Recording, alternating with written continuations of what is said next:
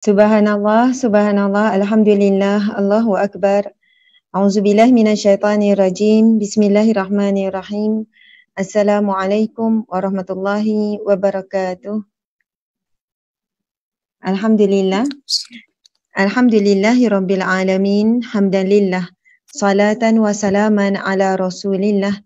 Sayyidina wa maulana wa habibina wa syafi'ina Muhammad ibn Abdullah wa ala alihi wa ashabihi awliyaillah. Alhamdulillah, terlebih dahulu saya mengalu-alukan kedatangan Ustazah Oki Sitiana Dewi. Subhanallah. Assalamualaikum Ustazah Asma, Masya Allah. Waalaikumsalam warahmatullahi. Apa khabar Ustazah? Baik, Alhamdulillah Ustazah. Ya, subhanallah. Terima kasih terlebih dahulu kerana Ustazah Oki sedia menerima jemputan ini. Sangat berbesar hati, Masya Allah. Macam mana keadaan di Indonesia sekarang ni? Alhamdulillah, kami masih lagi social distancing, masih lagi physical distancing. Tidak ada lockdown di Indonesia. Tapi memang tak bolehlah pergi ke tempat-tempat yang ramai. Kami sholat di rumah, semua aktiviti di rumah. Ada saya tengok di Indonesia, maksudnya ada masjid tertentu mungkin ya, maksudnya dia dah mula untuk solat jemaah tapi dia buat proses yang teliti lah. Memang ada di sana ya, masjid sudah mula terima untuk solat jemaah? Di tempat-tempat yang banyak orang terkena COVID-19 seperti Jakarta, pada akhirnya tidak boleh sholat di masjid. Tapi beberapa daerah di tempat-tempat lain, mereka masih melakukan sholat di masjid, Ustazah. Masih melakukan kegiatan aktivitas seperti biasa. Tapi kalau Jakarta memang tak boleh. Okey, subhanallah. Sebenarnya kita tengok, kita rasa macam syahdu bila mana masuk masjid, kita akan bersihkan dulu, disembur dengan apa ni, ya, semburan tersebut, kemudian antiseptik tu kan. Kemudian bila masuk dan kita tengok alhamdulillah mungkin nanti kita pun akan berperingkat melalui proses begitu juga insya-Allah. Okey, subhanallah. Apa ni Ustazah Oki, alhamdulillah pagi yang berkah ini, Jumaat, minta maaf, Ramadan, hari Sabtu yang berkah ini, insya-Allah kita akan memulakan kuliah kita ini sama-sama. Kita ada pendengar daripada melalui page saya dan pengikut-pengikut follower Ustazah Oki sendiri. Jadi kita mulakan dulu ya dengan bacaan Ummul Kitab Al-Fatihah. Auzubillahi minasyaitonirrajim. Bismillahirrahmanirrahim.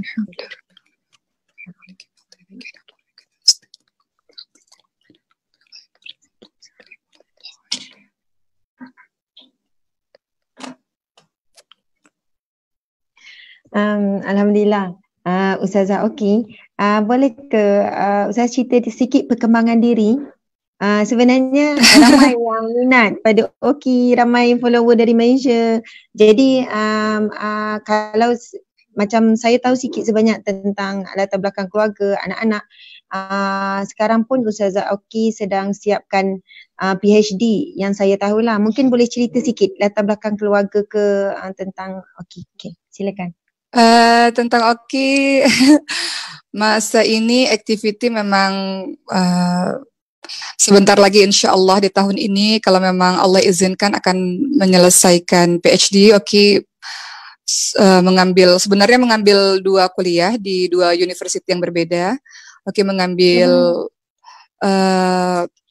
dakwah, komunikasi dan dakwah di Universitas Islam Negeri Syarif Hidayatullah Jakarta, dan insya Allah kalau Allah izinkan Oki sudah melewati beberapa tahapan exam dan sebentar lagi insya Allah akan selesai di tahun inilah insya Allah. Oki berharap di pertengahan tahun ini insya Allah.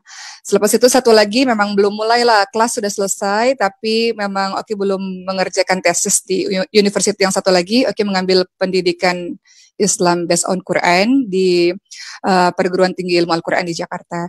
Jadi hari-hari memang masih dengan kuliah, kemudian mengisi ceramah langsung ke masyarakat. Biasanya selama ini di televisi dari tahun 2014. Tapi kemudian mulai tahun 2019, Oki memutuskan untuk ingin langsung menuju ke daerah-daerah lah, ke kampung-kampung, ingin langsung melihat masyarakat seperti itu. Jadi sekarang lebih banyak langsung melihat masyarakat, langsung melihat jemaah daripada di televisi. Dan sekarang memang karena lagi fokus dengan 2016, Oki membuka sebuah rumah tahfidz juga, macam Ustazah Asma juga. Dan memang sekarang lagi fokus untuk mengurusi lah, untuk menemani teman-teman yang sedang belajar. Namanya adalah Maskanul Huffaz. Jadi Maskanul Huffaz ini adalah sebuah yayasan sosial yang memberikan secara percuma untuk anak-anak yatim du'afa untuk menghafalkan Al-Quran. Selama 1 tahun mereka belajar, 1 tahun mereka kena mengajar lagi kepada banyak orang di berbagai macam tempat. Macam itulah kegiatan. Masya Allah, okey, sangat kagum. Tadi apa ni, sebab dah terbiasa panggil Oki, tak apa ke saya panggil Oki? Panggil Oki lah. Ya, Panggil okey. Oki lah, Ustazah. Ya, okey. Dua pengajian dalam waktu yang sama. Tadi tu Oki kata dalam dakwah, itu PhD. Satu lagi pengajian tu peringkat apa? Sama juga PhD. Tapi memang dua-dua tuh kelas udah selesai. Tapi yang satu Oki fokus untuk menyelesaikan tesis, yang satu Oki tinggalkan dulu sebentar. Karena kena fokus, kalau kita buat tesis kan kita kena fokus dulu pada satu. Jadi yang satu memang Oki belum kerjakan tesis yang satu, tapi yang satu ini udah hampir selesai. Karena di Universitas Islam Negeri Syarif Hidayatullah Oki ambil Islamic Studies, fokus kepada dakwah, ini sudah hampir selesai. Maka sekarang Oki akan fokus kepada yang satu lagi, insyaAllah. Mohon doa dari Ustazah Asma dan teman-teman semua yang menonton ini. Allah Akbar. Saya sebenarnya orang kata apa ni, tak terkata speechless, sebab macam mana Oki seorang ibu, seorang ya sangat sibuk dengan rutin harian, tapi buat PhD bukan satu ya, dua PhD ini sangat luar biasa Oki. Sebab okay. Ya Ustazah, sebab itu tidak mungkin bisa terjadi tanpa ada supporting system yang baik. Ya. Itu tidak mungkin bisa terjadi tanpa ada ibu, tanpa ada suami, itu terutama yang sangat mensupport, yang sangat menyokong kegiatan Oki. Sebab kalau Oki tidak pergi ke university pun, Oki akan belajar ke mana-mana. Jadi suami kata daripada belajar ini, belajar itu, belajar ini, belajar itu, kenapa tak sambung sekolah lagi? Jadi suami kata, tak apa, saya support. Jadi masa kamu buat tugas, saya akan jaga anak. Macam itulah. Jadi itu tidak mungkin terjadi kalau suami tak berikan support kepada Oki, sebab tidak mudah karena Oki punya anak yang kecil-kecil Ustazah. Anak Oki ada 5 tahun, 4 tahun, 2 tahun sekarang lagi pregnant juga kan, jadi itu tak mungkin bisa terjadi tanpa ada support yang hebat dari orang-orang sekeliling. Okey, boleh kalau saya tanya, okey, sekarang Oki anak 3 orang, saya sedang mengandung anak yang keempat. InsyaAllah. InsyaAllah, Alhamdulillah. Yang sulung umur berapa tadi? 5 tahun. 5 tahun, Masya Allah. Pasti kemudian 5? 4? 2. Okey, sekarang ni. Masa saya siapkan masters, masa tu saya mengandung anak yang ke-6. Bukan. Masya Allah. Yes. Masya Allah. Kandungan yang ke-7. Kandungan yang Allah. ke-7, tapi anak yang ke-6. Memang sepanjang belajar pun memang ada keguguran juga, sebab kita belajar, kita stres, dan masa tu pun kerja. Tapi saya pun ada cita-cita untuk sambung PhD, mudah-mudahan ada kekuatan. Tapi hari ini bila saya dengar daripada Oki, bagaimana dengan anak kecil, sekian-sekian kesibukan menguruskan madrasah, tapi Oki cuba buat 2 PhD, Masya Allah, subhanallah, itu sangat mengagumkan. Oki umur berapa ya? Sekarang ni 31 Ustazah. Subhanallah, muda sangat. Sangat muda, 31. InsyaAllah tahun ni habis PhD. Sebab Oki pikir kalau Oki belajar nanti Oki akan malas.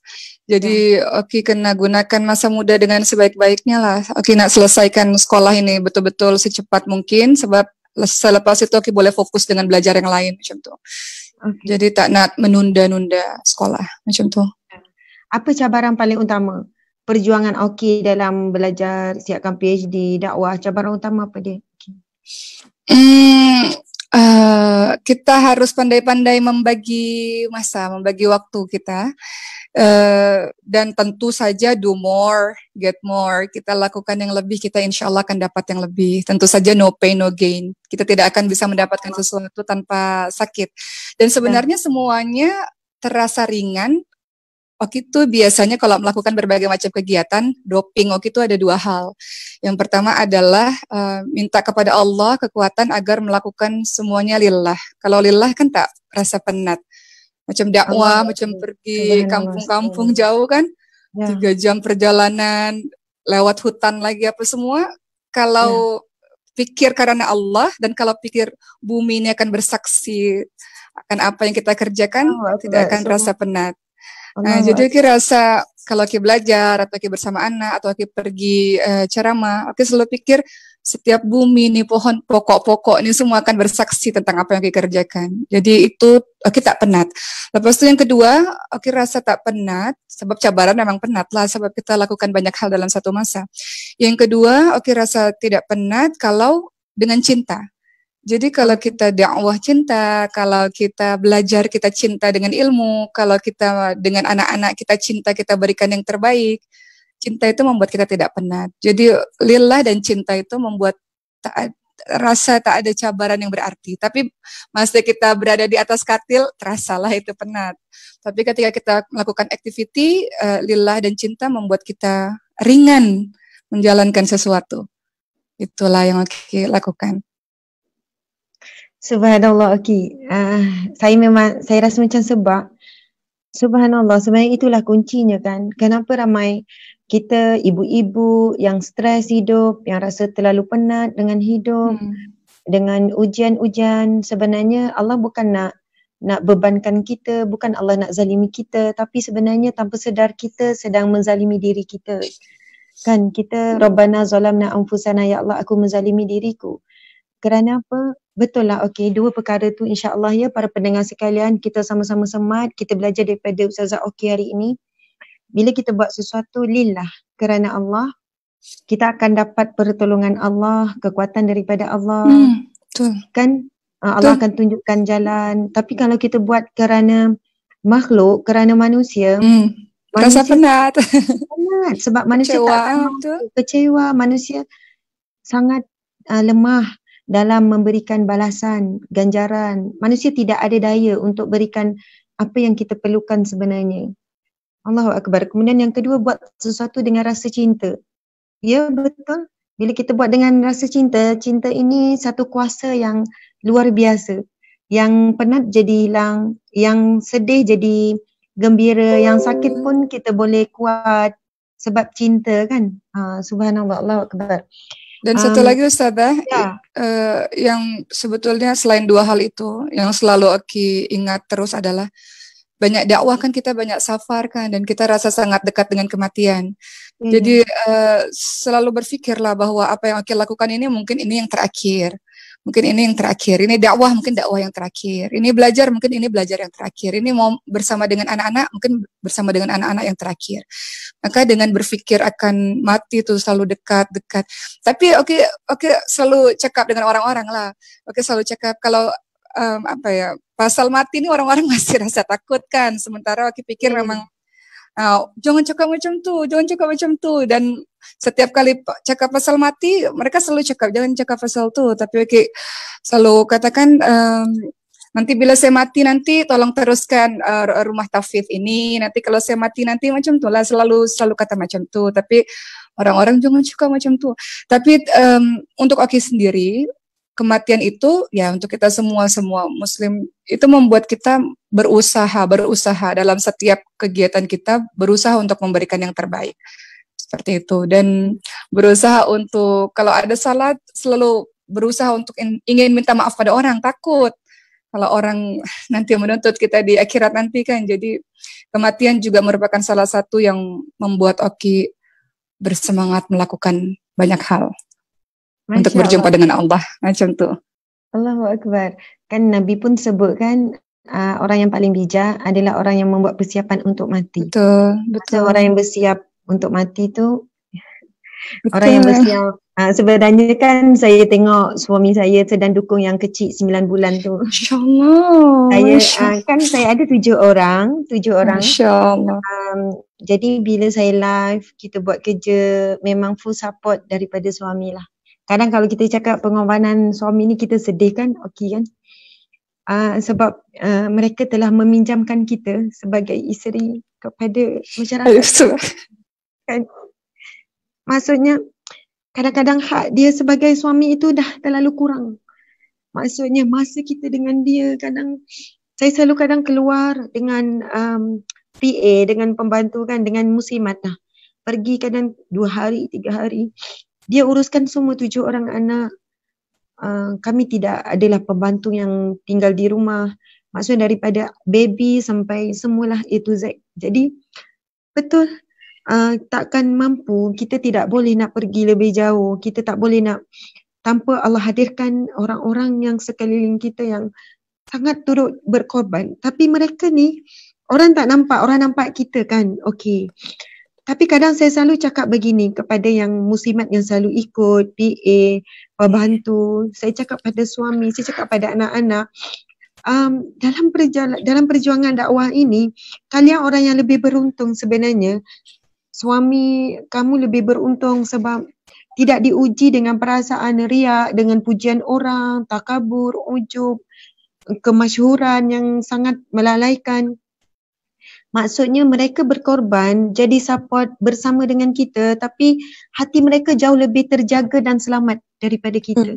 Betul. Kadang kita kan diuji dengan kemasyhuran semua tu. Jadi itu bukan perkara yang ringan untuk kita uruskan hati kita kan. Okey, subhanallah. Betul, Ustazah. Oki ada cerita. Ada 2 hal yang membuat Oki menangis lah. Perkataan suami dengan perkataan anak. Oki mulai dulu dengan perkataan suami. Jadi suatu malam, tiba-tiba suami pernah berkata, Oki ingat sekali, di bulan Ramadan tahun lalu, Oki pernah bercakap pada Allah, ini sebagai kongsi lah, Allah, mudah-mudahan Allah jauhkan dari riak dan ujub dan lainnya. Jadi Oki katakan pada Allah, ya Allah, saya hibahkan diri saya untuk berdakwah di jalanmu, maka tolong saya ya Allah untuk istiqamah di jalan ini. Setelah itu, tak tahu kenapa tiba-tiba suami, dia berkata pada Oki, dia tak dengar lah Oki cakap macam tu. Suami berkata pada Oki macam ni, saya ikhlas, saya ridha istri saya berbagi dengan banyak orang. Istri saya bukan punya saya saja, istri saya bukan punya anak saya saja, tapi istri saya juga untuk sahabat-sahabat yang lain. Jadi saya ridha kemanapun istri saya melangkah untuk berdakwah, karena istri saya bukan milik saya saja, istri saya milik umat juga. Jadi beliau kata macam itu membuat Oki terharu lah, menangis. Dan beliau tidak hanya dengan kata-kata saja, tapi beliau mendukung luar biasa. Dan seperti yang Ustazah Asma cakap, orang memuji-muji kita, orang meninggi-ninggikan kita, tapi mereka tidak tahu bahwa ada orang-orang yang pengorbanan yang luar biasa di belakang kita. Dan itulah orang-orang yang tadilah yang terjaga keikhlasan yang mereka tak nampak, tapi mereka yang membuat dakwah ini berjalan dengan sangat lancar dan baik. Kemudian anak Oki yang berusia 4 tahun. Waktu itu Maryam usianya masih 4 tahun, anak Oki yang pertama. Ketika Oki pulang berdakwah di malam hari, Oki kata, Maryam, sekarang Uma sama Maryam kita tidur sama-sama. Lepas itu dia marah, Ustazah. Dia marah, dia kata, saya tak nak Uma peluk saya, dia kata macam tu. Maryam tak nak Uma peluk Maryam. Kenapa? Maryam marah. Dan dia tidak berbicara kenapa dia marah. Sampai Oki peluk dia, Oki tanya betul-betul, sampai dia kata, Maryam gak suka Uma ceramah. Maryam maunya Uma setiap hari ada di rumah, gak suka ceramah-ceramah. Kemudian saya katakan, Maryam, ada waktu sama Maryam, ada waktu sama ibu-ibu yang lain di luar sana, atau kakak-kakak yang lain di luar sana. Hari ini Uma sama Maryam, tapi besok Uma harus sama yang lain juga. Dia marah. Lepas itu saya jelaskan dengan perkataan-perkataan yang dia mampu untuk memahami. Saya katakan kepada Maryam, kalau Uma ceramah, Allah sayang. Uma ceramah, Maryam tetap belajar Al-Quran. Tidak ada yang berbeda. Kalau Maryam belajar Al-Quran, Allah sayang. Kalau Allah sayang kita sama-sama masuk syurga. Dan selamanya di syurga kita. Tidak pernah berpisah. Jadi ternyata dengan kalimat itu, dia pandang wajah Oki. Dan kemudian Maryam pahamkan. Kemarin boleh kan Uma ceramah supaya Allah sayang kita semua dan kita masuk surga sama-sama supaya kita nggak terpisah-pisah lagi selamanya terus-menerus. Dia mengangguk, lepas itu dia peluk saya. Malam itu kami tidur berpelukan dan sejak hari itu setiap kali saya tanya Uma boleh ceramah? Boleh, boleh Uma. Kenapa? Supaya Allah sayang, supaya kita masuk surga. Jadi itulah itu yang buat saya, oh Masya Allah ternyata anak pun boleh juga kita pahamkan seperti itu. Jadi sekarang kalau saya ceramah, Mariam oke saja, tak ada masalah. Memang betul. Kita jangan memandang rendah tentang kemampuan anak kita sebenarnya untuk memahami. Kadang-kadang ibu ayah terus cakap kamu tak faham, tak payah ni budak-budak tak faham lagi. Sebenarnya subhanallah kalau Allah mengizinkan anak kecil itu faham, dia akan faham. Dan kadang keyakinan mereka itu jauh lebih kuat daripada keyakinan kita, kefahaman kita, Masya Allah. Saya juga menempuh maksudnya isu-isu sebab kita ada anak kecil kan yang bertanya soalan kenapa Umi selalu tak ada, kenapa Umi selalu tinggal, kenapa sekian-sekian. Jadi subhanallah di sana sentiasa ada jawapan-jawapan daripada Allah, sentiasa Allah memimpin anak-anak kita kan, diri kita, Masya Allah. Okey, sebenarnya bertepatan sangat dengan tajuk kita pada hari ini iaitu Ramadan. Ustazah, boleh tak sebelum kita mulai tentang ini, ada satu nak kongsi pada Ustazah dan pun mau bertanya juga dengan Ustazah. Sebagai manusia biasa, terkadang ada rasa macam selagi kita berdakwah tuh ada rasa, saya rasa saya nak berhenti sejenak supaya bisa full dengan anak-anak. Cerita pengalaman lah. Jadi ada rasa juga rasa mungkin ada manusia biasa, kadang ada rasa kenapa pikirkan orang-orang, anak-anak sendiri, walaupun anak-anak oke lah, tak ada masalah sebetulnya, tapi ada rasa manusia biasa lah, ibu, seorang ibu lah macam tu. Kadang sedih juga lah tinggalkan anak-anak, tapi tak sanggup berhenti. Masa setiap kali dakwah, lihat ada nenek-nenek, orang yang tua-tua atau teman-teman lain katakan terima kasih atas ilmu ini, terima kasih. Tak jadi berhenti, tak sanggup untuk berhenti.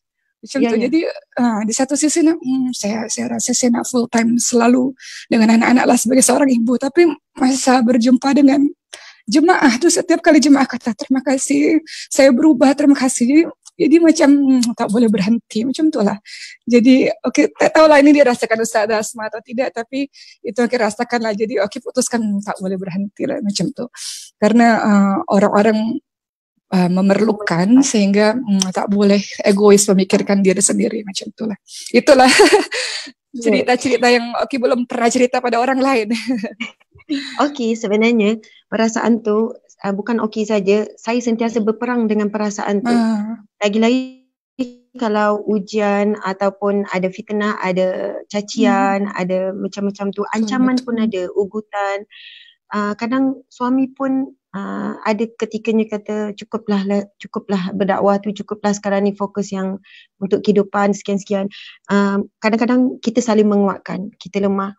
Semalam pun saya kadang ada sebut perkara yang sama. Cuma saya nak cerita ada satu kisah lah berlaku.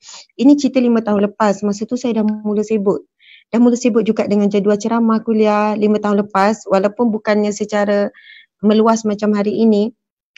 Ketika itu saya minta dengan suami, saya minta suami sambung PhD, dia bidang dia lah engineering. Kata jom kita pergi luar negara, saya nak berhenti rehat, saya nak fokus pada anak-anak. Masa tu anak dah masuk 5. Saya kata jom bang kita berhenti, saya nak lari jauh, saya dah penat mengajar, saya rasa macam saya nak perbaiki diri, saya nak belajar pula, saya nak fokus pada anak-anak, fokus pada keluarga. Tapi ketika itu pendek cerita Allah uji. Walaupun suami dapat, tapi ada banyak sangat cabaran menyebabkan kami tak boleh nak pergi. Suami nak sangat sambung ketika itu PhD, sambung masa tu di Australia. Allahu Akbar, sampailah kami terduduk, duit dah habis banyak, kami dah macam-macam ujian yang bertimpa-timpa. Kemudian saya teringat, rupanya niat saya masa tu salah. Saya kata bang, niat di awal lagi salah. Kenapa dia nak sambung, saya suruh dia ambil cuti, masa saya pun nak cuti kerja sebab saya pun nak lari daripada macam mana Malaysia lah. Sebab nak pergi sana, nak fokus keluarga, nak rehat, tak nak berdakwah, tak nak berceramah, tak nak mengajar. Kemudian ketika itu saya terduduk, saya kata ya Allah, aku dah salah niat. Kemudian saya betulkan balik, minta ampun dengan Allah berhari-hari, minta taubat. Ya Allah, aku akan teruskan dakwah, aku akan teruskan dakwah. Sebab okey, kita tahu bukan semua orang dipilih, bukan semua orang diberikan kurniaan mampu bercakap, orang boleh dengar dan sebagainya. Dan bila saya betulkan masa tu kan niat, Allahu Akbar, Allah buka jalan.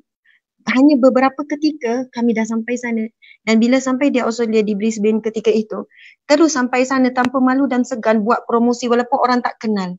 Okay, saya nak mengajar, saya nak bagi percuma, lepas tu buat kelas kanak-kanak, lepas tu buat orang dewasa, pergi mengajar. Maksudnya ketika itulah baru kita tahu sebenarnya apabila kita lari daripada tanggungjawab, maksudnya amanah yang Allah dah pikul daripada awal. Mungkin kita memang ditakdirkan untuk buat kerja ni tak sebagaimana takdir orang lain. Allahu Akbar. Jadi kalau kita lari daripada amanah ini, kehidupan kita akan semakin sempit. Kalau sekarang kita rasa macam alah kurang masa dengan anak, sempit masa ni. Kalau kita rasa dengan kita lari, masa tu bukan jadi makin lapang. Dan mungkin akan terbuang, mungkin jadi tak berkualiti. Allah Akbar. Dan yang terakhir saya nak sebut tentang tadi kan Oki sebut suami Oki. Suami saya juga ada pernah sebut begini, berdasarkan firman Allah, ma yukridullah qardan hasanan, barang siapa yang meminjamkan kan kepada Allah. Suami saya sebut saya ni adalah pinjaman Allah buat dia. Pinjaman Allah buat dia. Dan sekarang dia kembalikan saya kepada Allah. Maksudnya begitulah. Maksudnya pinjaman sahaja Allah berikan di dunia, maka pinjaman yang dia sangat sayang ini dikembalikan kepada Allah. Mudah-mudahan dengan itulah jalan dia untuk ke syurga. Jadi sebab itu sebenarnya saling menguat, memahami itu sangat pentinglah. Dan mudah-mudahan kita doakan sahabat-sahabat kita yang sama hadir pada pagi yang barakah ini, anda juga dikurniakan suami, dikurniakan isteri, anak-anak yang memahami perjuangan kita sendiri. Hakikatnya kita tidak memiliki diri kita, anak kita, suami bukan milik kita, semua itu pinjaman. Jadi kita, anak itu pun kita kembalikan kepada Allah, suami pun kembalikan kepada Allah. Bila suami nak buat kerja dakwah, cuba kuatkan, jangan halang, cuba doakan dia sebab Allah nak tengok kamu sanggup tak nak berikan kembali pinjaman Allah itu kepada Allah untuk kita kutip pahala kan. Subhanallah. Okay.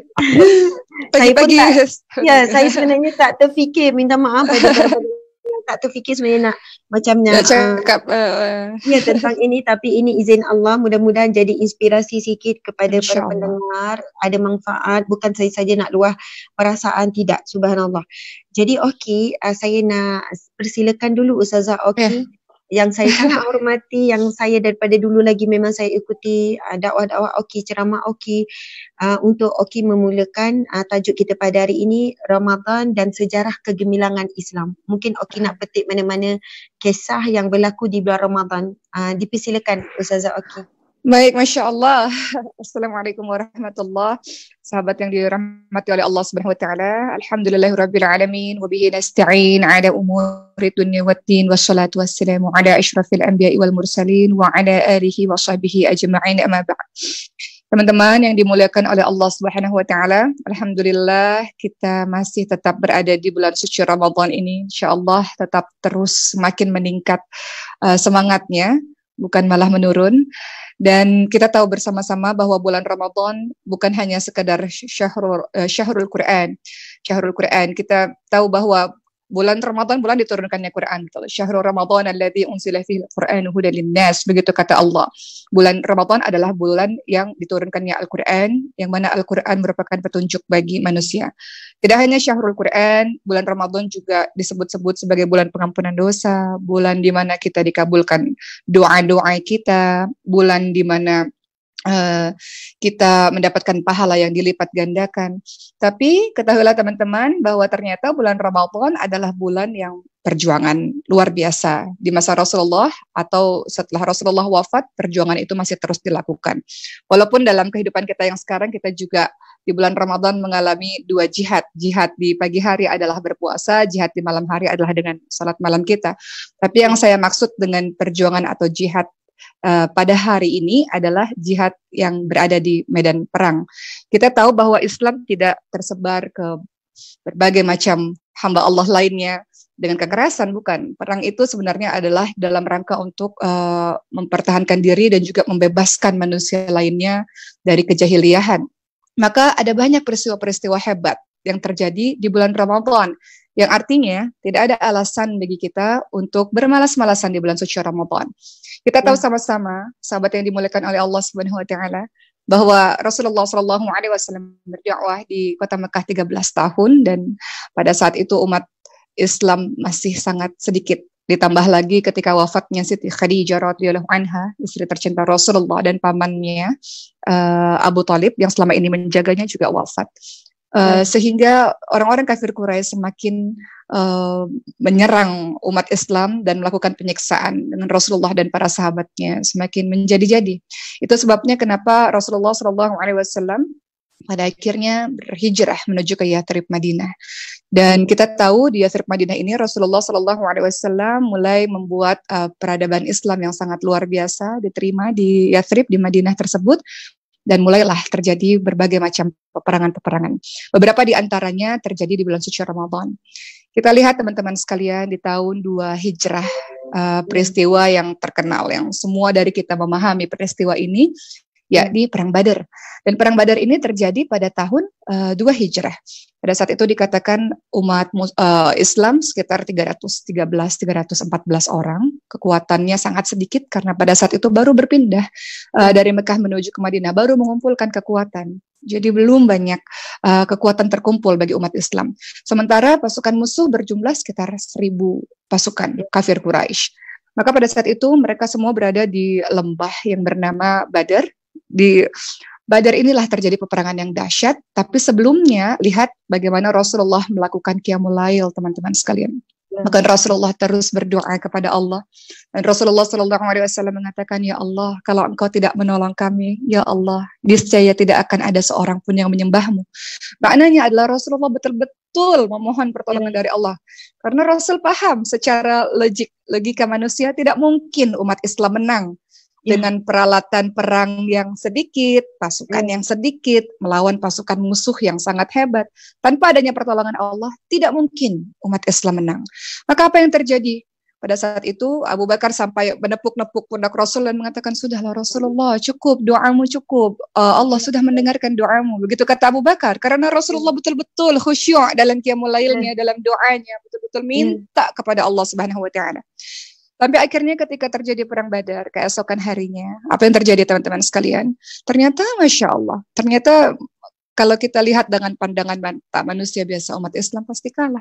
Ternyata Allah menurunkan ribuan para malaikat untuk menolong umat Islam, sehingga Perang Badar dimenangi oleh umat Islam. Pada saat itu pun tokoh kafir Quraisy, Abu Jahal, dan juga Umayyah bin Khalaf wafat di peperangan tersebut. Apa yang kita bisa ambil pelajaran dari Perang Badar ini teman-teman sekalian? Bahwa tugas manusia adalah ikhtiar, terus-menerus, dan doa, terus-menerus merasakan diri kita begitu rendah di hadapan Allah Subhanahu wa taala, tawakkal 'ala Allah, dan lihat ternyata pertolongan Allah yang bagi kita tidak mungkin. Kalau Allah katakan, saya bantu, saya tolong, kun fayakun, Allah bisa memenangkan kita insyaallah. Jadi itu peperangan yang terjadi di tahun 2 Hijrah teman-teman sekalian. Kemudian kita tahu 1 tahun berikutnya terjadi Perang Uhud, perang balasan, di mana orang-orang kafir Quraisy tidak suka dengan kemenangan Perang Badar. Tapi kita tidak ingin membahas Perang Uhud. Kita akan masuk kepada perang-perang yang di dalamnya terjadi di bulan suci Ramadan. Berikutnya pada tahun 5 Hijrah, kita kenal dengan nama Perang Khandaq atau Perang Parit atau Perang Ahzab, perang gabungan. Terjadi tahun 5 Hijrah, itu terjadi perang tersebut di bulan Syawal sebetulnya. Hanya saja penggalian paritnya terjadi di bulan Ramadan.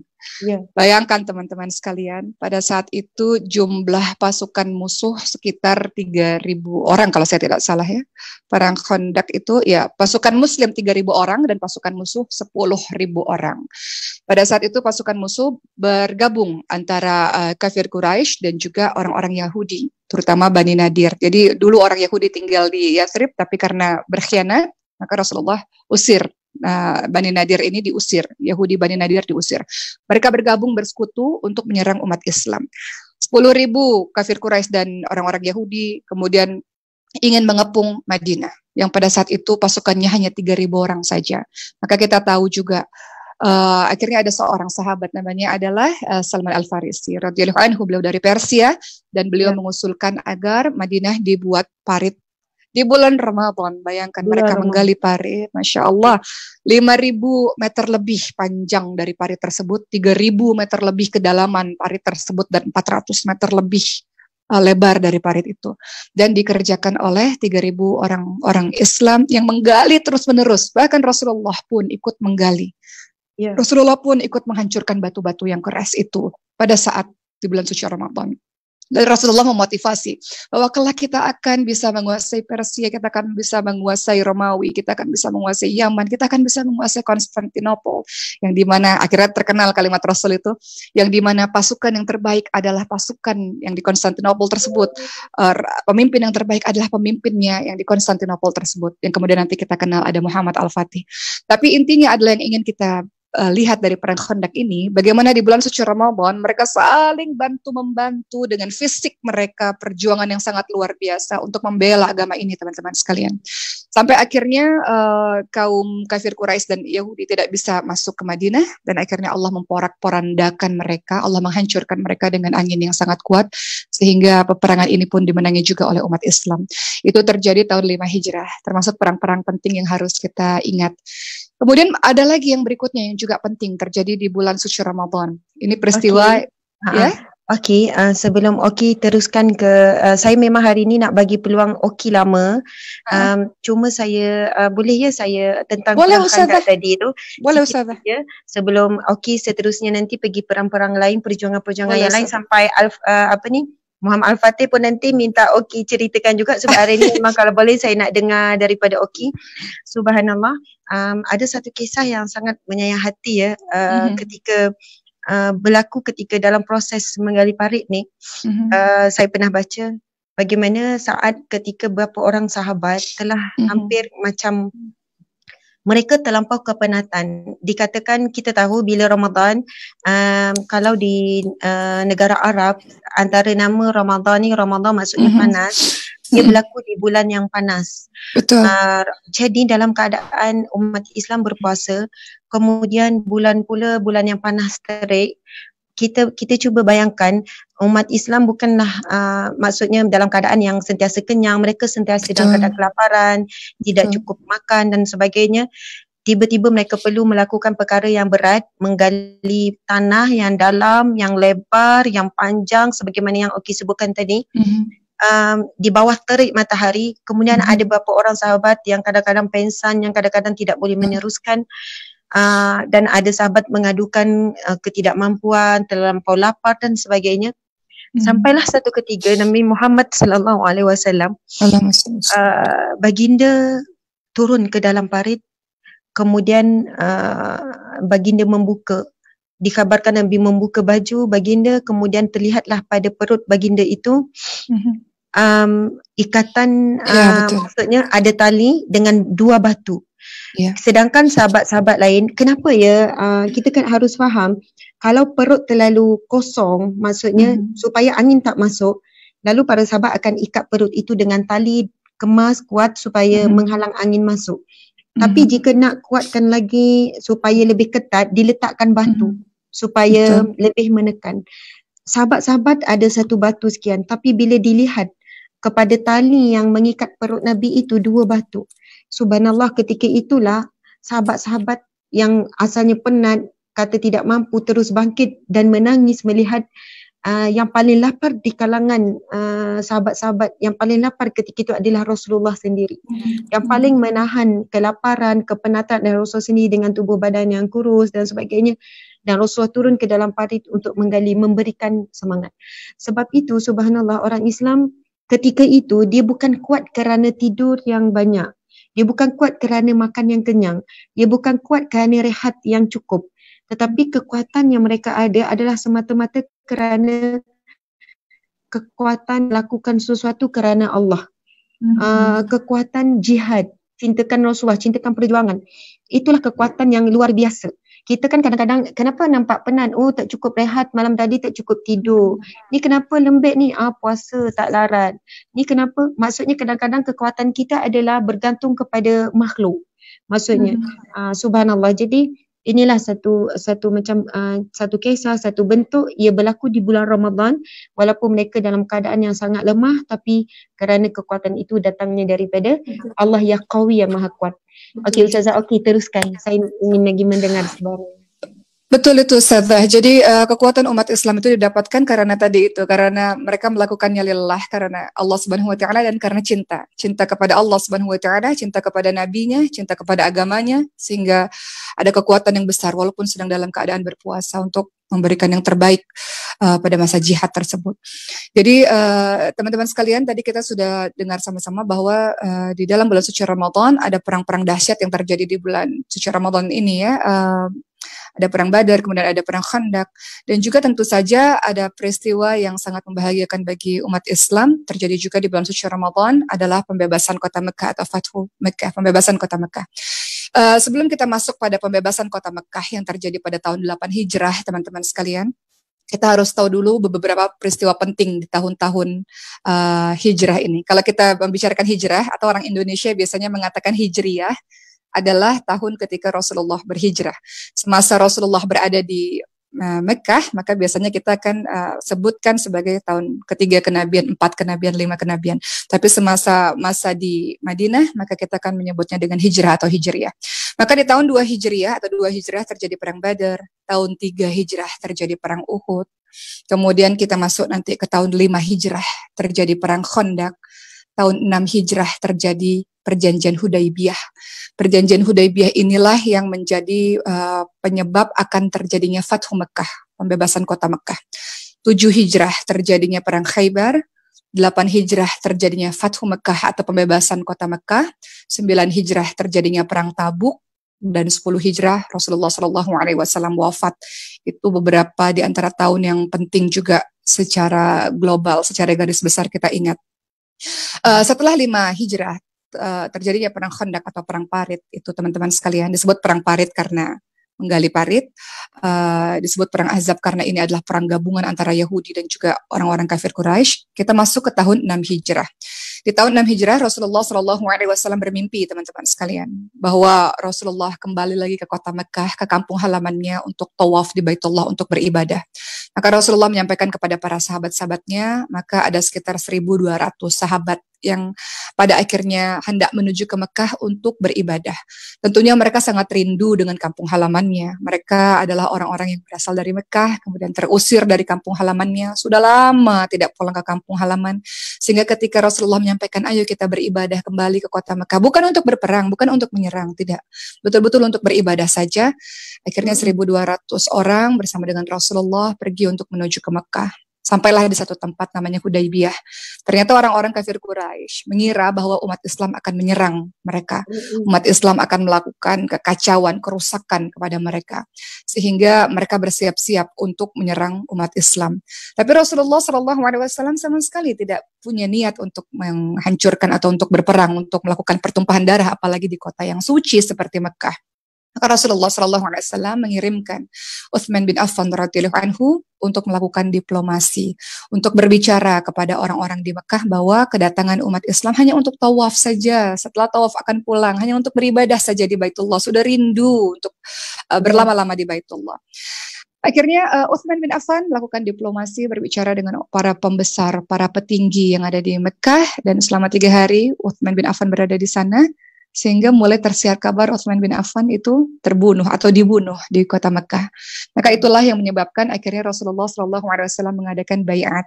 Kalau teman-teman dengar baiat Ridwan itu apa ya gitu? Ini berkaitan dengan perjanjian Hudaibiyah, di mana Rasulullah SAW meminta janji setia kepada para sahabat-sahabatnya yang pada saat itu mengikuti berada di Hudaibiyah untuk sama-sama berjanji baiat setia kepada Rasul bahwa apapun yang terjadi tidak akan meninggalkan Rasulullah, tidak akan meninggalkan agama ini, tetap terus setia. Hal ini dilakukan oleh Rasulullah karena Rasul teringat akan terjadinya perang Uhud tahun 3 Hijrah teman-teman sekalian, di mana pasukan Islam 1.000 orang. Tapi ada tokoh munafik namanya Abdullah bin Ubay bin Salul. Hati-hati kepada orang munafik. Orang munafik ini di depan kita baik, dia sholat bersama dengan kita, dia mengaji bersama dengan kita, dia soleh, terlihat soleh, tapi dia menghancurkan kita dari belakang. Dan dari dulu sudah ada orang tersebut. Orang munafik ini letaknya di paling bawah neraka karena sangat berbahaya orang ini. Pada akhirnya, pada saat perang Uhud tersebut, 300 orang tidak jadi ikut perang. Tidak jadi membela agama Allah Subhanahu wa taala karena dengar perkataan orang munafik Abdullah bin Ubay bin Salul ini. Maka Rasulullah pun teringat dengan perang Uhud tersebut, akhirnya dibuatlah perjanjian setia itu agar orang-orang yang mengikuti perjanjian Baitur Ridwan ini orang-orang yang tetap setia kepada agama Allah Subhanahu wa taala. Dan singkat cerita, akhirnya diplomasi itu pun berhasil, maka terjadilah perjanjian Hudaibiyah. Perjanjian Hudaibiyah berisi beberapa poin. Yang pertama adalah 10 tahun umat Islam dan kafir Quraisy tidak boleh saling berperang, tidak boleh saling menyerang, atau kita mengucapkan dengan kalimat gencatan senjata, tidak boleh saling berperang. Kemudian perjanjian yang berikutnya adalah umat Islam tahun ini tidak boleh beribadah ke Baitullah, tahun depan bolehnya. Hanya tahun depan saja bolehnya. Kemudian berikutnya perjanjian Hudaibiyah isinya adalah kalau ada orang-orang yang mau menuju kepada agama Nabi Muhammad SAW atau menuju ke Madinah harus dikembalikan. Tapi kalau ada orang-orang yang menuju ke Mekah, maka tidak akan dikembalikan, tetap terus berada di Mekah. Maka orang-orang Islam menilai perjanjian ini sangat tidak adil dan tidak suka kenapa Rasulullah mau mengambil perjanjian Hudaibiyah ini. Tapi Rasulullah orang yang visioner, berpikir ke depan bahwa akan banyak maslahat, akan banyak hikmah kalau kita menyetujui perjanjian Hudaibiyah ini. Akhirnya perjanjian Hudaibiyah disetujui. Para sahabat tidak suka dengan keputusan Rasul. Mereka pergi dari Madinah dengan harapan ingin bisa beribadah. Maka Rasul menyuruh mereka untuk berkurban, mencukur rambut. Mereka tidak mau lakukan. Sampai Rasul melakukan sendiri, mereka akhirnya mencontoh apa yang Rasulullah SAW lakukan. Sebenarnya hikmah dari perjanjian Hudaibiyah ini, teman-teman sekalian, adalah selama 10 tahun, niatnya 10 tahun, umat Islam bisa menyebarkan agama Islam ini dengan sebebas-bebasnya. Dan Rasul mengirim surat kepada raja-raja di berbagai macam tempat agar memasuki agama Allah Subhanahu wa taala ini. Tapi sekutu dari orang-orang kafir Quraisy, yaitu Bani Bakar, menyerang sekutunya umat Islam, yaitu Bani Khuza'ah, yang akhirnya menyebabkan terjadinya perjanjian itu dibatalkan. Nah, karena ada pengkhianatan. Akhirnya inilah penyebab kenapa terjadinya Fathu Mekah. Karena orang-orang Quraisy, terutama adalah sekutunya atau orang yang bergabung dengan orang-orang Quraisy ini Bani Bakar, menyerang sekutunya umat Islam, yakni Bani Khuza'ah. Akhirnya karena terjadi pengkhianatan ini, maka Abu Sufyan yang pada saat itu menjadi pemimpinnya orang-orang Quraisy itu merasa takut karena Abu Sufyan ini paham bahwa umat Islam sudah memiliki kekuatan yang sangat dahsyat. Maka beliau pun datanglah untuk menuju ke hadapan Rasulullah untuk meminta agar jangan dilakukan penyerangan kepada kami yang ada di Mekah. Datang kepada Ali bin Abi Thalib, kepada Umar, kepada Utsman, kepada Abu Bakar untuk minta agar umat Islam jangan menyerang teman-teman yang ada di Mekah. Tapi tentu saja hal ini tidak didengarkan oleh Rasulullah SAW. Maka masuklah pada tahun 8 Hijrah, sesuatu yang sangat dinanti-nantikan. Umat Islam sangat kuat pada saat itu. Pasukannya berjumlah 10.000 orang, teman-teman sekalian. Dan Rasulullah SAW memimpin pasukan untuk menuju ke kota Mekah. Inna fatahna laka fatham mubina, dalam surah Al-Fath ayat 1. Ini sebuah kemenangan yang nyata. Pada saat itu akhirnya Rasulullah SAW menuju ke Mekah. Dan Abu Sufyan di tengah perjalanan akhirnya sudah memasuki agama Allah Subhanahu wa taala. Rasulullah SAW masuk ke kota Mekah, menghancurkan 360 berhala-berhala yang ada di Mekah. Ini terjadi di bulan suci Ramadan, teman-teman sekalian. Dan kemudian Rasulullah SAW melakukan tawaf di Baitullah dan kemudian mengatakan ini adalah hari pengampunan. Ini adalah hari kasih sayang. Jadi semua orang pada saat itu pada akhirnya berbondong-bondong, teman-teman sekalian, untuk memasuki agama Allah Subhanahu wa taala. Maka kita tahu ada surah An-Nasr. A'udzu billahi minasyaitonir rajim. Idza jaa nasrullahi wal fath Ara'aitan nas yadkhuluna fi dinillahi afwaja fasabbih bihamdi rabbika wastaghfir innahu kana tawwaba, yang artinya apabila telah datang pertolongan Allah dan kemenangan, dan kamu lihat manusia beramai-ramai memasuki agama Allah Subhanahu wa taala, maka bertasbihlah dengan memuji Tuhanmu dan mohonlah ampun kepadanya. Sesungguhnya Allah adalah menerima taubat. Maka pada hari itu beramai-ramai orang memasuki agama Allah Subhanahu wa taala. Sejak hari itu sampai hari ini Mekah menjadi kotanya umat Islam. Mekah menjadi kota yang aman untuk kita masuki. Mekah menjadi kota untuk kita beribadah dan dekat kepada Baitullah, kepada Allah Subhanahu wa taala. Fatu Mekah terjadi pada bulan Ramadan. Gitu Ustazah.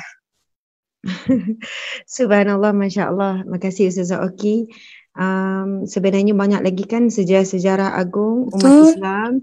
Kalau kita tengok itu dalam sekitar 10 tahun start daripada satu hijrah yang berlaku peristiwa-peristiwa yang memberi kesan besar kepada perkembangan Islam pada saat kehidupan Nabi SAW, tahun kedua hijrah, tahun ketiga, tahun kelima, sekian sampailah tahun terakhir. Allahu Akbar. Setelah kewafatan Nabi SAW ada banyak lagi juga peristiwa perkembangan Islam, kegemilangan, perjuangan para sahabat. Mungkin saya masih lagi nak minta Oki teruskan. Masya Allah, beberapa kisah lagi ataupun sejarah yang Oki boleh share lagi, bukan berkaitan dengan zaman Rasulullah. Iya, setelah peristiwa Fathu Mekah, Oki sedikit kongsi lagi, di tahun 9 Hijrah juga terjadi perang Tabuk yang terjadi di bulan Ramadan, teman-teman sekalian. Jadi hari ini kita membahas kejadian-kejadian besar, kejadian-kejadian penting yang terjadi di bulan suci Ramadan. Perang Tabuk itu terjadi pada tahun 9 Hijrah.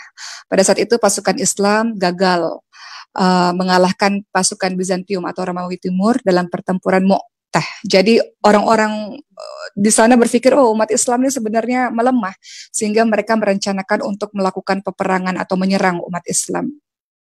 Pada akhirnya pada saat itu umat Islam berjumlah 30.000 orang dan pasukan musuh yaitu Bizantium dan Rosaniyah mereka bergabung ada 200.000 orang. Jadi 30.000 pasukan Muslim dan melawan pasukan musuh Bizantium dan Rosaniyah itu ada 200.000.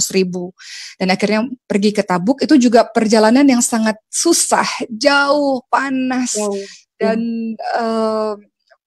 perlu pengorbanan, dan kalau tidak cinta pada Allah dan Rasulnya tidak akan mau untuk mengikuti perang tersebut. Tapi ternyata perang tersebut ketika umat Islam sudah sampai di Tabuk, ternyata musuh tidak ada di sana. Jadi peperangan itu tidak pernah terjadi. Itu terjadi di bulan suci Ramadan, tapi setidaknya kita bisa lihat bagaimana orang-orang yang beriman tetap akan bersama dengan Rasulullah SAW. Dan orang-orang munafik biasanya akan tinggal di Madinah saja, tidak mau bersama dengan Rasulullah SAW. Jadi ini menunjukkan kesetiaan kepada Rasulullah SAW. Dan masih banyak teman-teman sekalian, saya akan sebutkan beberapa kejadian-kejadian penting di bulan suci Ramadan pasca wafatnya Rasulullah. Kita tahu Rasulullah SAW wafat pada tahun 10 Hijrah, dan kita tidak membahas tentang wafatnya Rasulullah, kita bahas tentang perang-perang, kejadian-kejadian yang besar. Saya bacakan, di bulan Ramadan tahun 15 Hijrah terjadi perang yang disebut dengan Perang Qadisiyah. Bulan Ramadan, pasukan Muslim dipimpin oleh Sa'ad bin Abi Waqqas dan meraih kemenangan di Perang Qadisiyah tersebut. Kemudian Ramadan pada tanggal 31 Hijrah juga terjadi perang yang disebut Perang Al-Buwaib. Kaum muslimin yang dipimpin oleh Al-Muthana meraih kemenangan dalam perang tersebut. Kemudian banyak perang-perang lainnya. Perang pada tahun 233 Hijrah ada seorang khalifah namanya adalah Al-Mu'tasim Billah, membela seorang muslimah yang kehormatannya diganggu oleh pasukan Romawi dan Amuriyah. Itu pun akhirnya dilakukan juga peperangan hanya karena membela umat muslimah. Ya, maruah seorang wanita. Oh, Masya Allah, ternyata muslimah ini luar biasa penjagaannya di dalam agama kita. Perang terjadi karena membela satu muslimah yang diganggu oleh pasukan Romawi dan Amuriyah pada saat itu, sehingga terjadi perang. Ini juga pernah terjadi pada saat di Yahudi di Baini Koinuko. Juga ada juga pada saat itu muslimah yang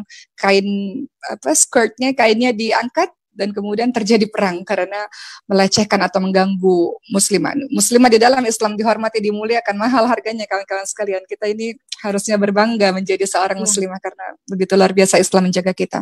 Jadi di 223 Hijrah terjadi perang itu hanya karena khalifah merasa bahwa ada perempuan muslimah yang diganggu oleh pasukan Romawi dan Amuriyah. Akibatnya pada saat itu sang khalifah menyerbu kota yang disebut kota Amuriyah tersebut, dan akibatnya benteng pertahanan terkuat Romawi Bizantium di Asia jatuh karena perempuan muslimah yang diganggu, terjadi perang. Kemudian Ramadan pada tahun 658 Hijriah juga terjadi perang lagi. Pada saat itu ada namanya Perang Ain Jalut. Perang Ain Jalut itu juga dilakukan pada saat bulan Ramadan. Dan juga Ramadan tahun 791 Hijriah, Muslim berhasil membebaskan Bosnia dan Herzegovina. Ini yang terkini ya, membebaskan Bosnia dan Herzegovina. Dan masih banyaklah kisah-kisah lainnya teman-teman sekalian, termasuk kemerdekaan Indonesia ini sebenarnya juga terjadi di bulan suci Ramadan.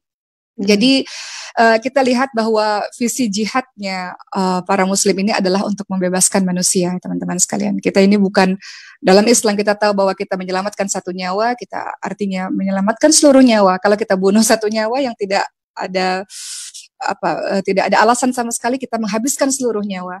Jadi visi jihad di dalam Islam ini sebenarnya adalah untuk membebaskan manusia. Kita membebaskan manusia dari kezaliman-kezaliman. Jadi itulah kenapa kita harus mengikuti apa yang sudah kita bahas pada hari ini. Artinya adalah kita sebagai hamba Allah Subhanahu wa Ta'ala di bulan puasa ternyata tidak hanya sekedar saum, tidak hanya sekedar tarawih, tidak hanya sekedar tadarus Quran, tapi ternyata adalah ya tidak hanya jihad dengan puasa dan qiyamul malamnya, tapi juga ada satu juga yang penting untuk kita lakukan, yakni dakwah, teman-teman sekalian. Dakwah. Betul. Dakwah itu kewajiban bagi setiap kita, semampu kita. Dakwah bisa dengan lisan, tulisan, perbuatan, cara berpakaian adalah bagian dari dakwah. Dan dakwah ini adalah kita menolong agama ini, kita meneruskan perjuangan Rasulullah SAW. Mungkin itu Ustazah. Okey, subhanallah. Kesimpulan yang sangat baik daripada Ustazah Oki. Sebab kadang-kadang kita memang betul bulan Ramadan adalah bulan syahrul saum, syahrul siam, kemudian syahrul Quran, syahrul jud. Kita sebutkan dengan bulan untuk banyakkan bersedekah. Tetapi betul bulan Ramadan juga adalah syahrul jihad, iaitu bulan perjuangan. Dan kita saksikan banyak perjuangan. Bukannya lah Nabi kata okey kita tangguhkanlah kerana menghormati bulan Ramadan contohnya lah, tetapi tidak tertangguh bila seruan jihad tu. Jadi sekarang pada zaman Rasulullah ya jihad di medan perang. Sekarang pun ada juga jihad di medan perang, contoh di Palestin dan sebagainya, di Syria. Tetapi untuk kita berada di sebuah negara yang aman, kita ada dua jihad lain, iaitu jihad ilmu. Maksudnya jihad di medan ilmu, sama ada kita belajar ataupun kita menyampaikan. Kemudian satunya jihad dalam bidang ekonomi. Sebab ini juga ada pejuang-pejuangnya kan, dari sudut mereka yang memperjuangkan Islam ini dari sudut ekonomi. Tanpa ekonomi kita pun tidak boleh untuk meneruskan perjuangan-perjuangan yang lain. Okey, subhanallah, macam-macam lah bentuk jihad. Subhanallah. Tadi macam Oki sebut pasal dakwah. Sebab itu alhamdulillah kalau kita tengok sekarang walaupun bulan Ramadan, waktu siang kadang selepas tarawih ada majlis-majlis ilmu online dan sebagainya. Dan ramai orang merasakan bahawasanya bulan Ramadan ini adalah bulan yang dia nak menambahkan lagi kualiti solat dia, kualiti ibadah dia melalui ilmu. Kalau selama ni mungkin kerana adat kan, jadi nak perbaikilah ibadat-ibadat itu menjadi lebih jelas sebagai ibadah. Subhanallah. Ustazah Oki, tadi tu kan bila kita sebutkan tentang Ramadan dan juga perjuangan. Ramadan dan juga perjuangan. Jadi bila kita lihat tentang perjuangan kita secara peribadi, kita melawan hawa nafsu kita kan. Kita melawan hawa nafsu kita kepada sesuatu yang di bulan lain adalah halal, makan, minum bersama dengan suami. Maksudnya kita melawan hawa nafsu, jihad kita melawan hawa nafsu terhadap perkara-perkara yang halal, bukan perkara yang haram ni. Kalau di bulan yang lain kita berlawan dengan perkara yang haram, meninggalkan maksiat. Jadi bila di bulan Ramadan kita berjuang, kita berjihad, meninggalkan yang halal kerana Allah. Jadi mudah-mudahan selepas bulan Ramadan kita lebih mudah untuk meninggalkan yang haram. Betul. Sebab yang halal pun kita berjaya tinggalkan di bulan Ramadan. Yang halal, makan minum yang boleh, kita mampu untuk mendidik nafsu kita.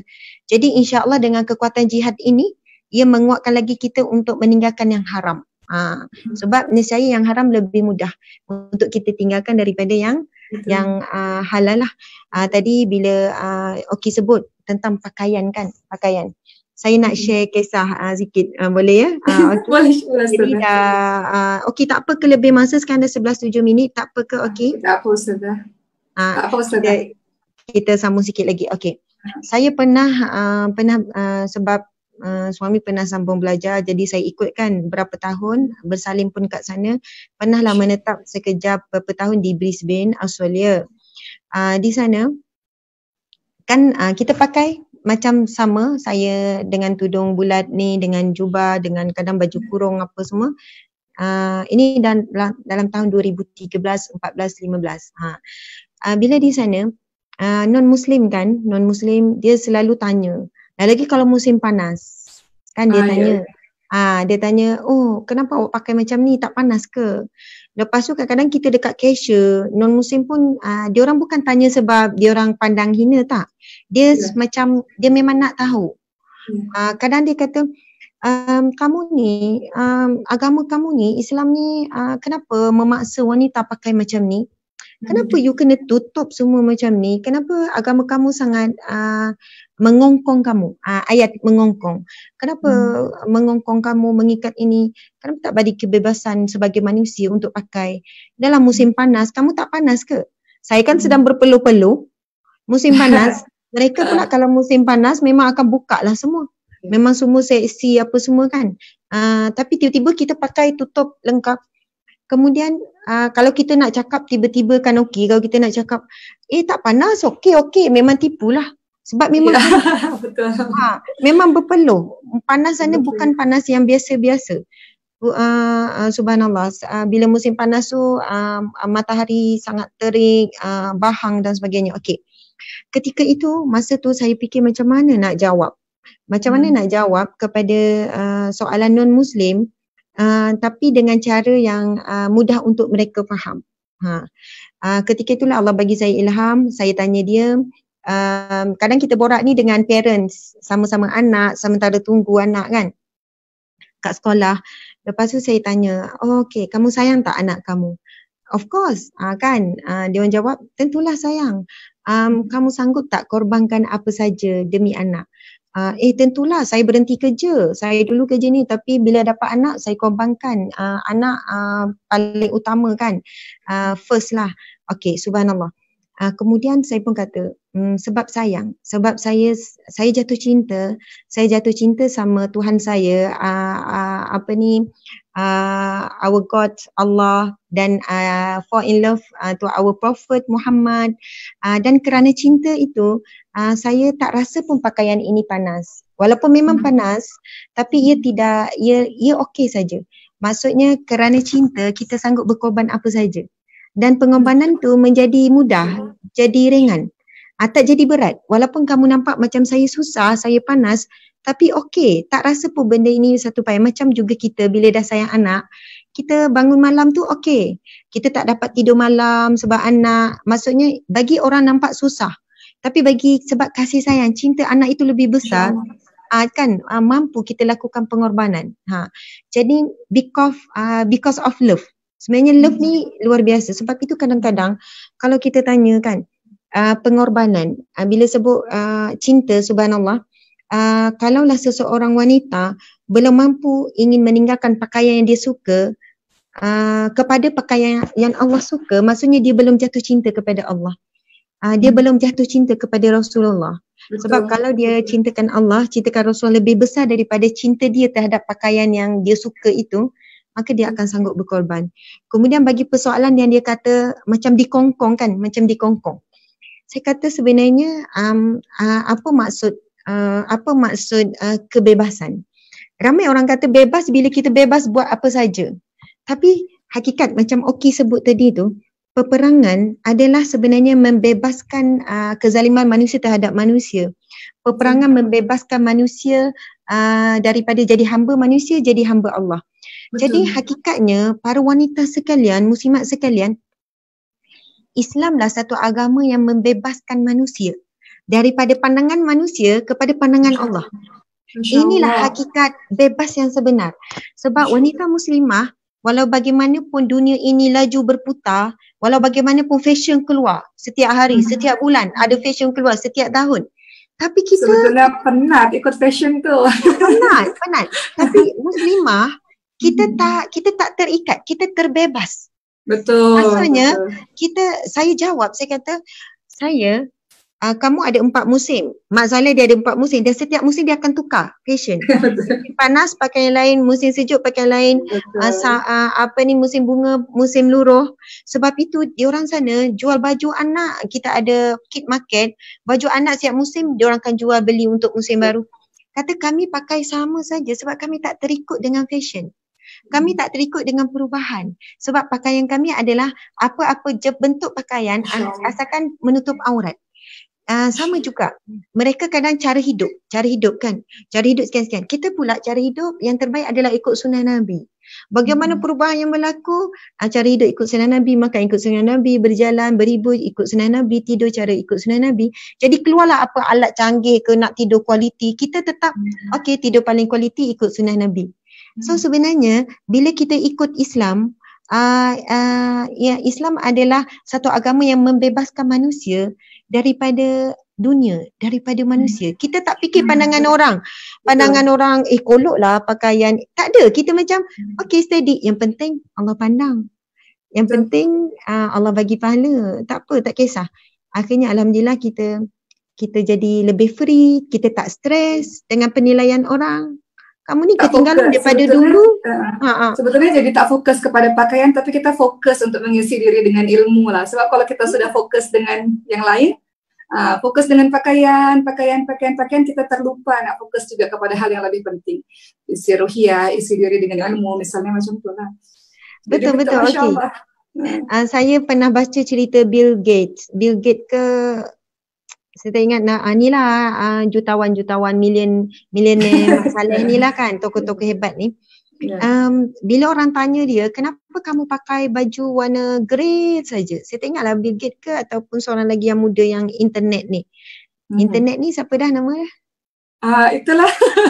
Yelah Bill Gates ya. Okay. Siapa tu lah. Okay, subhanallah.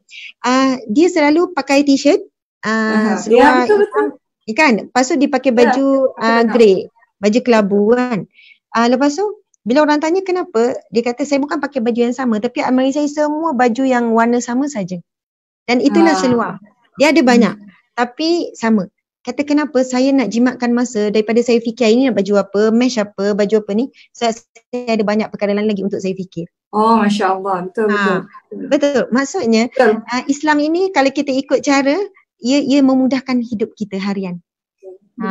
Subhanallah, bab makan ke bab apa ke simple. Ada satu yang betul. Ada satu yang nak kongsi juga dengan Ustaz Asma dan sahabat-sahabat semua yang mendengar ini.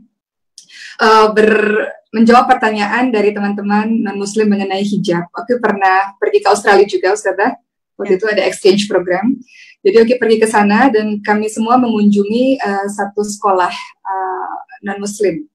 Dan mereka mau tahu kenapa pakai jilbab atau hijab atau tudung seperti ini, apa itu jihad, apa itu halal, apa itu kamu puasa, kamu tidak mati dan sebagainya, pertanyaan-pertanyaan yang harus kita jawab.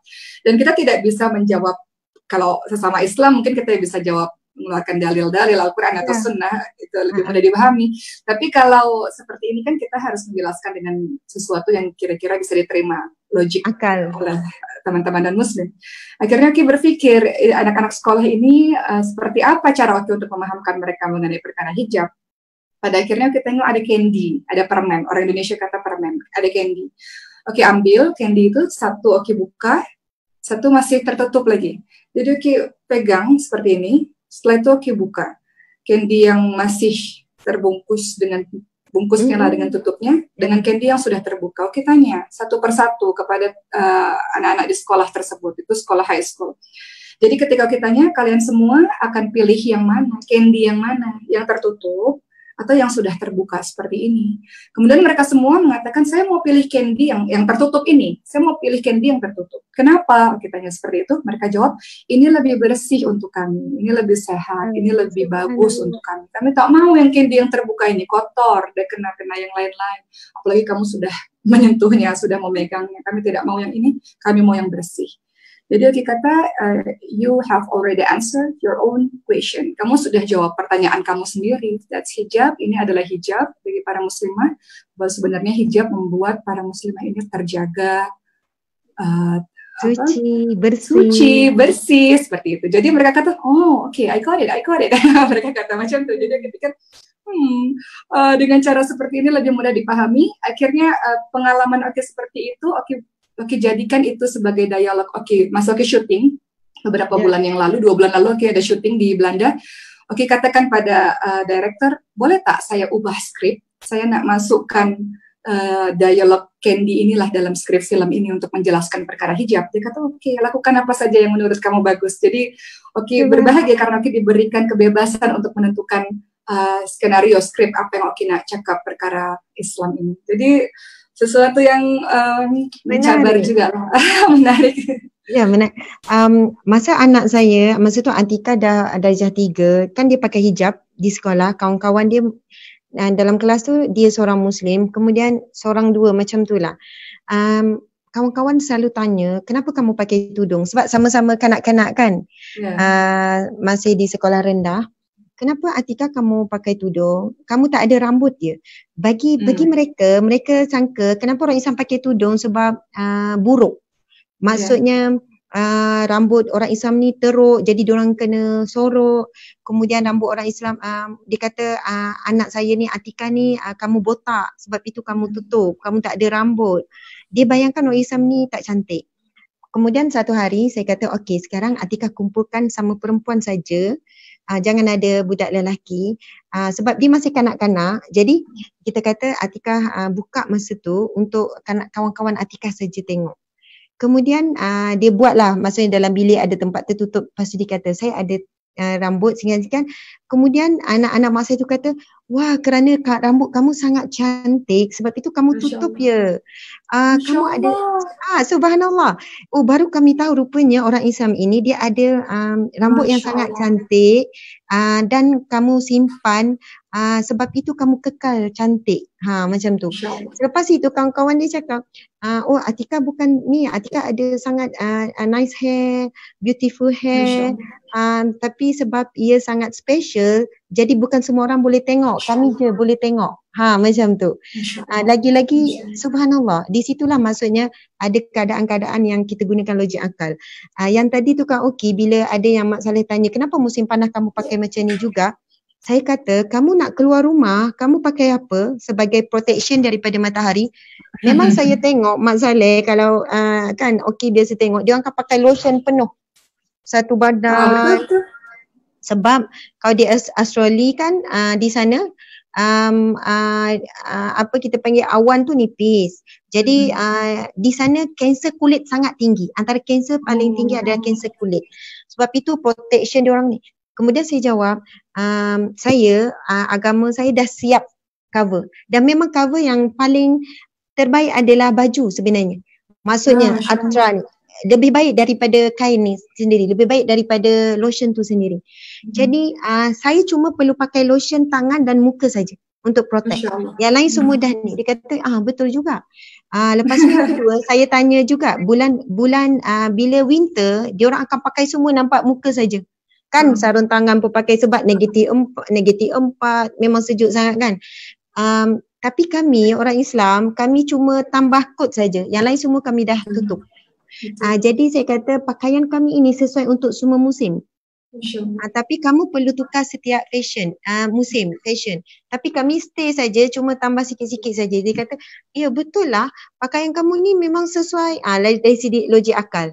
Dia kata, ya, dia boleh terima hujah-hujah tu. Subhanallah. Sebab itu Islam ini agama fitrah.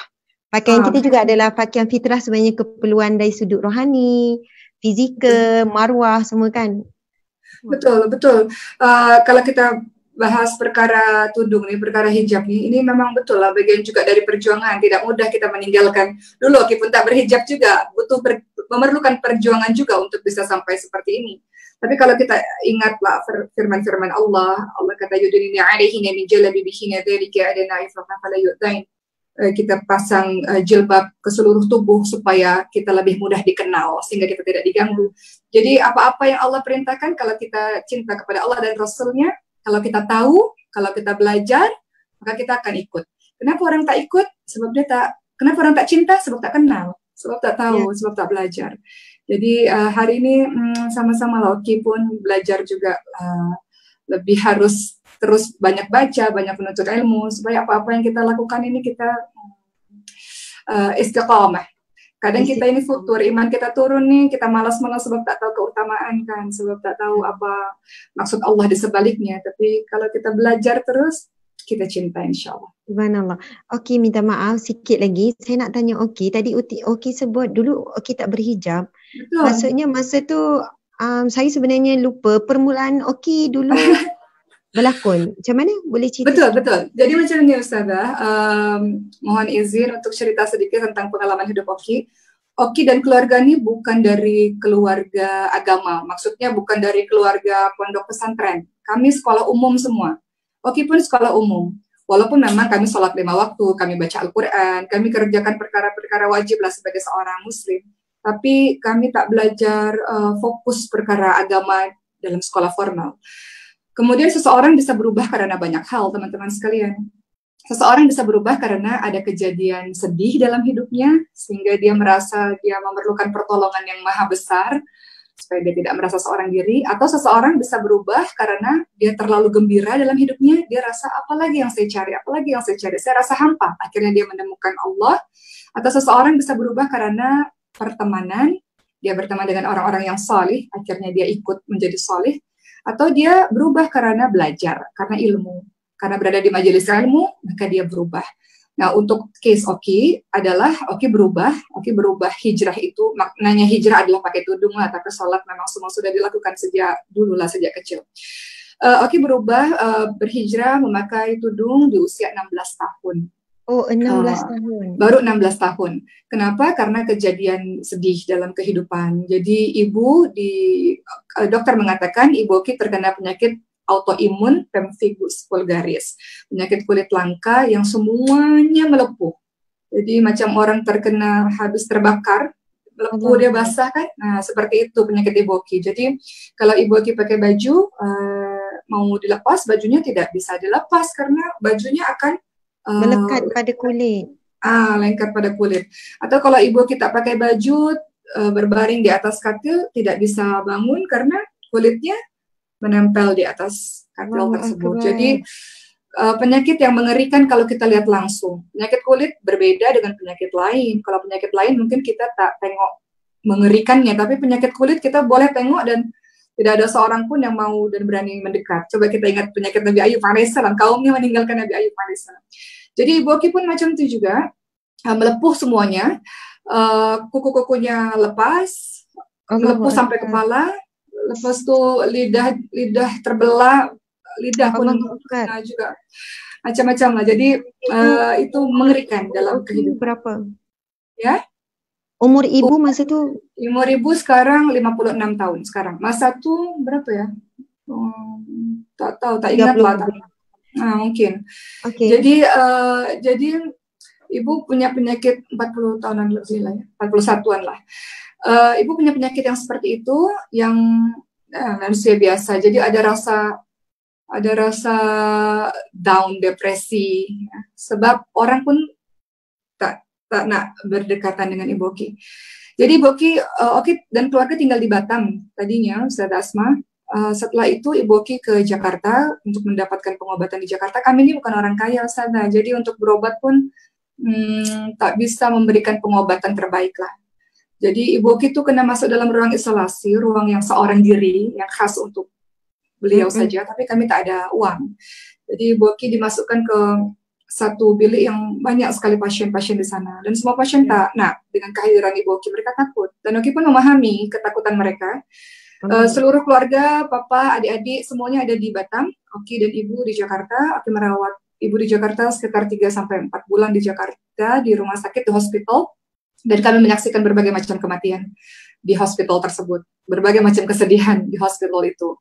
Dan disitulah akhirnya Ibu Oki tidak pernah minta tolong kepada Oki. Ibu selalu mengerjakan semua sendiri. Dan ibu itu dia pakai perban seluruh tubuh macam mumi, semua tubuh dengan perban seperti itu, dan tiap pagi dan petang selalu dibuka, dan biasanya ibu akan berteriak-teriak karena kalau dibuka perban bahasa Melayu ya. Ya. Kalau dibuka itu kan kulit dikope macam tuh. Jadi ibu rasa sakit lah. Jadi Oki tanyalah pada ibu, masa Oki usia 16 tahun, Oki tanya ibu tidak pernah minta tolong pada Oki, padahal Oki di sini untuk jaga ibu nak Oki apa? Oki harus melakukan apa supaya Oki bisa tolong ibu? Jadi ibu saya katakan, ibu tak nak apa-apa, ibu hanya ingin Oki jadi anak yang salihah, Oki jadi anak yang taat kepada Allah. Jadi masa itu saya pikir anak yang salihah itu macam mana? Saya solat, saya baca Quran, saum, apa yang dimaksud dengan anak salihah? Akhirnya saya pikir anak salihah, anak yang pakai tudung.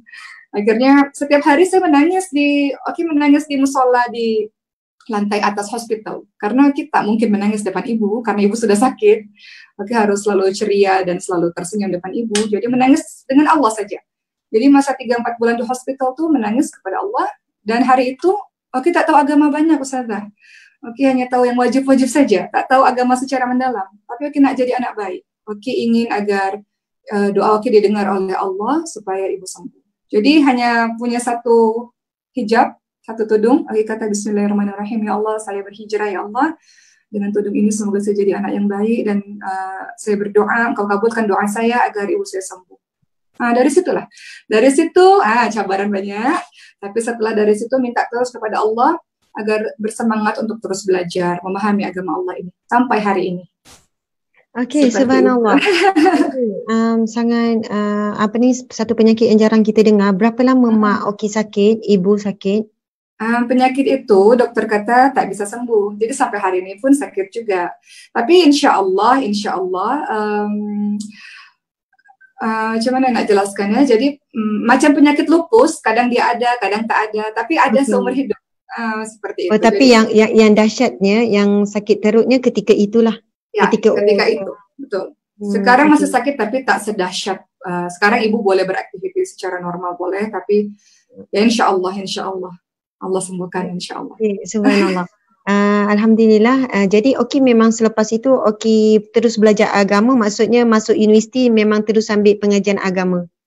Pada akhirnya masa itu Oki masih bachelor Oki Dutch Literature atau sastra Belanda. Jadi pengajian umum. Masa master Oki sudah lulus, alhamdulillah. Sebenarnya Oki ambil di Universitas Indonesia Islamic Studies. Tapi karena Oki kuliah sambil bekerja, Oki kuliah bayar sendiri. Pada saat itu sedang sambil syuting film juga, syuting drama juga. Masa master, pada masa itu Oki masuk Islamic Studies dan sudah diterima di Universitas Indonesia Islamic Studies, tapi tak match dengan schedule Oki kerja. Karena Oki harus bayar uang sekolah dengan Oki bekerja. Jadi master Oki hanya ambil kuliah atau sekolah yang kira-kira Oki boleh sambil bekerja. Akhirnya Oki ambil pendidikan anak ketika master. Barulah masa PhD, sudah menikah, ada suami, ya bolehlah bebas. Oki tak pikirkan apa-apa. Jadi sekarang ini lah, makanya Oki ambil PhD 2 tuh, sebab alasannya adalah belajar agama selama ini memang non formal, tapi Oki nak belajar agama secara formal, sehingga Oki menukar semua, mengganti yang kemarin-kemarin. Makanya kalau ada yang bertanya untuk apa ambil 2 PhD, karena Oki rasa Oki kurang dalam ilmu agama, jadi Oki mengganti semuanya itu ketika PhD ini. Okey, subhanallah, alhamdulillah sangat menginspirasikan Ustazah Oki. Terima kasih banyak di atas perkongsian pada hari ini. Kita pun dah sejam setengah ya Ustazah Oki. Ya, subhanallah, saya dapat banyak ilmu, dapat banyak semangat dan cerita kisah ibu bagaimana Oki mula dapat petunjuk, maksudnya kekuatan untuk berubah, berhijab dan sebagainya. Semua ada kisah sini. Kita doakan wanita-wanita yang dengar sama turut hadir. Dan saya pasti Oki mesti ada rahsia untuk mengurus jadual, mungkin bangun di awal pagi. Wallahualam, saya pagi tadi saya ada baca ada satu kisah seorang yang selalu saya ikut juga, nama dia Bonda Nur. Bonda Nur ni dia penulis yang banyak sangat, dia tulis buku di Malaysia, dia banyak juga menginspirasikan. Tapi semalam saya baca dia punya status, dia setiap hari dia bangun pukul 2 pagi.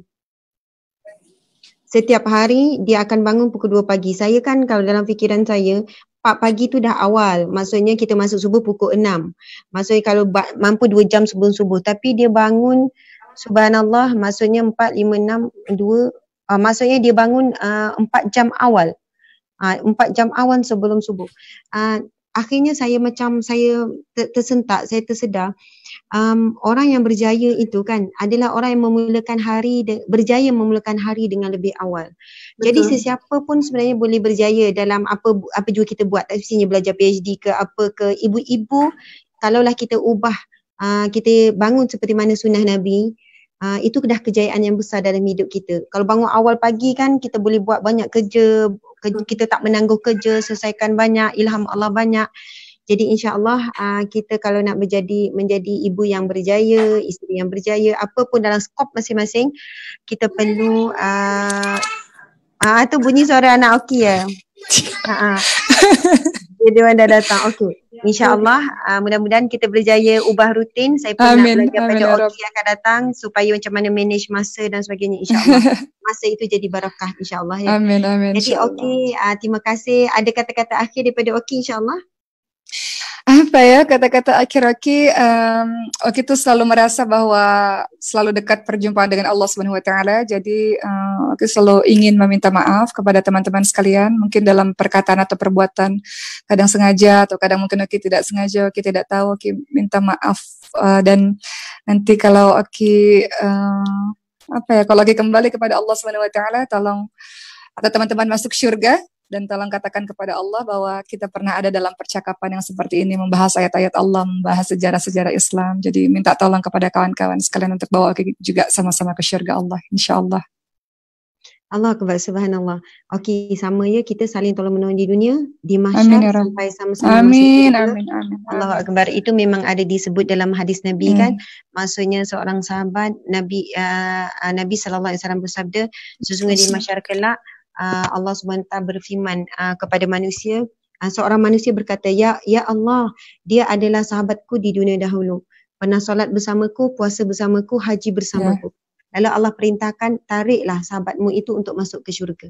Maksudnya atas dasar agama, atas dasar ibadah, kalau kita buat sama-sama di dunia, walaupun tak jumpa, jauh berbeza, tapi kita pernah berkongsi tentang bab agama, ini akan jadi saksi di mahsyar kelak. Itu sebabnya kenapa Oki terima Ustazah Asma mengajak Oki hari ini live, sebab nak minta tolong pada Ustazah Asma tarik Oki ke syurga Allah Subhanahu Wa Taala insya-Allah.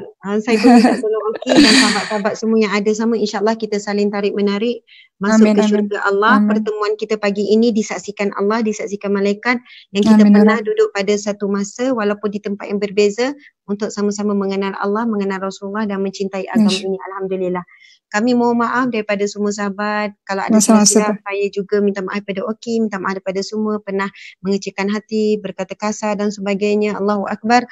InsyaAllah kita bertemu lagi akan datang. Amin. Di sini kita bertemu, di syurga Allah kita akan bersama. Amin ya Rabb. Ya Rabbal Alamin. Subhanallah.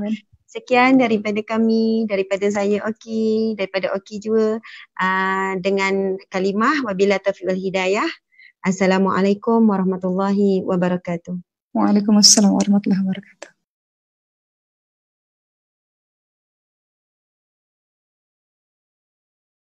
Surah Wal-Asr. Bismillahirrahmanirrahim. Subhanakallahumma wa bihamdika asyhadu an la ilaha illa anta astaghfiruka wa atubu ilaih. Bismillahirrahmanirrahim. Wal 'asr innal insana lafi khusr illa alladhina amanu wa 'amilus solihat wa tawasaw bil haqqi wa tawasaw bis sabr. Amin amin ya rabbal alamin. Uhubbuki fillah. Oki Sitiana Dewi, uhubbuki fillah daiman abadan. Tolong doakan Oki juga, semoga Allah mencintai Ustazah yang mencintai Oki karena Allah insyaAllah. Amin. Subhanallah. Dah. Bye-bye.